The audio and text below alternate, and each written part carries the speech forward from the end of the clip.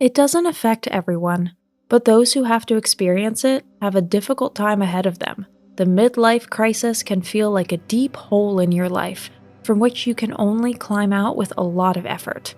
As the name suggests, those affected experience it in midlife, which feels like a turning point in life when everything suddenly feels different.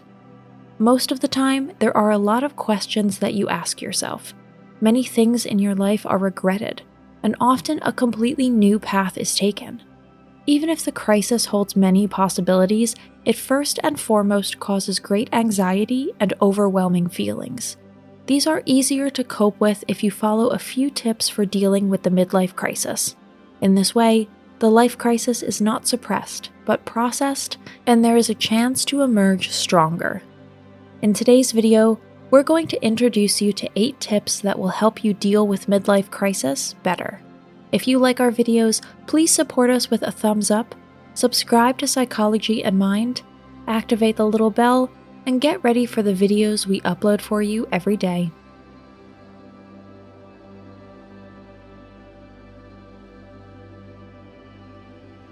Number 1. A midlife crisis is normal. When you're at an emotional low, one of the reasons you feel bad is because things seem so wrong. Everywhere you look, you get the impression that the optimal and only true emotional state is happiness. Feeling bad and having problems seems to be a flaw in itself. At the same time, it is quite normal to struggle with everything and everyone at certain stages of life. This is the only way that changes occur, and people continue to develop. Especially in the middle of life, many people feel bad for a while, and they have every right to do so. Acceptance is an important key word to avoid making the crisis even harder by feeling bad about feeling bad. Number 2, avoid comparisons with expectations. Often, doubts about yourself or the way you live your life come from living by other people's expectations.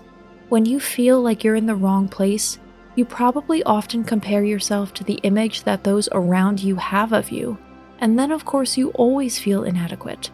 This is because no one is supposed to become who the environment wants him or her to be, but rather, in the best case scenario, wants and should realize their own visions.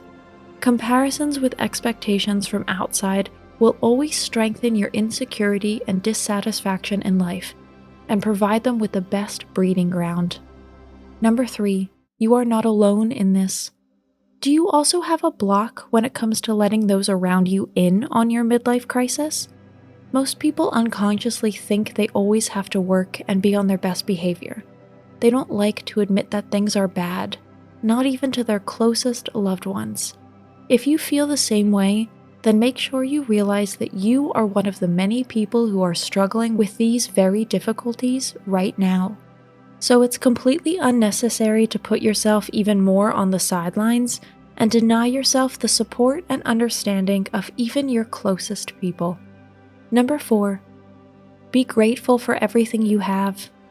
Unfortunately, when you feel bad, you have a tendency to keep reaffirming that feeling to yourself by any means necessary.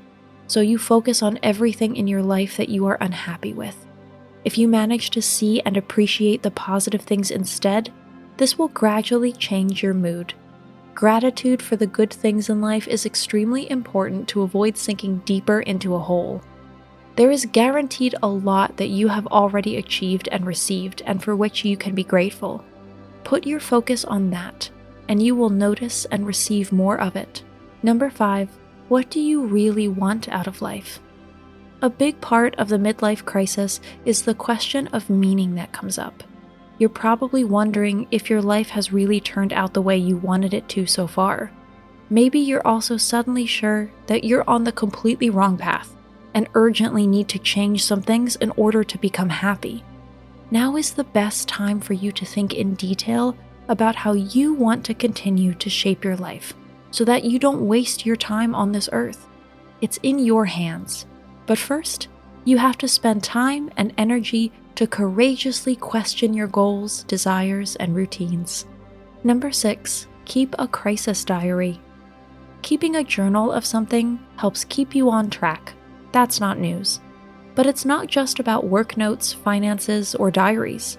You should also keep a record of your feelings and thoughts so that you can better understand and sort them. In this way, you can always look back and see how your crisis has already developed.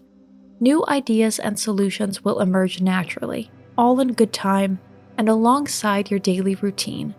A journal can be the written version of your life crisis, keeping everything solid and together while things are rather chaotic in your mind and life. Number 7, leave your comfort zone.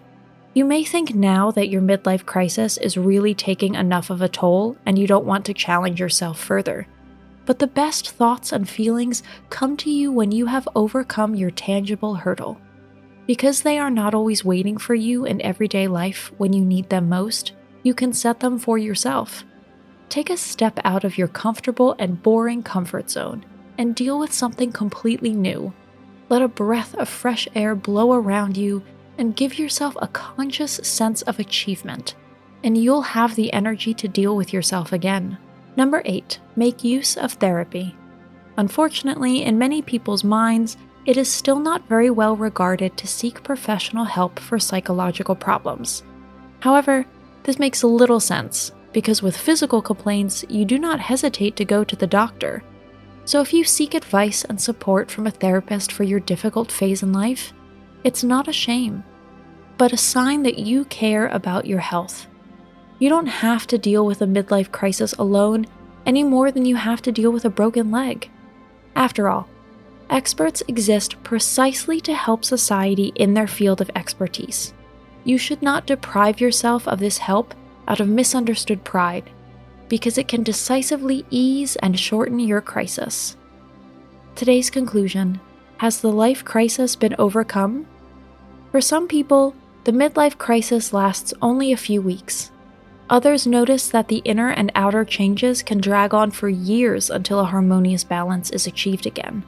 Regardless of how long it takes you to come to terms with your changed feelings, the key is to keep at it and not give up.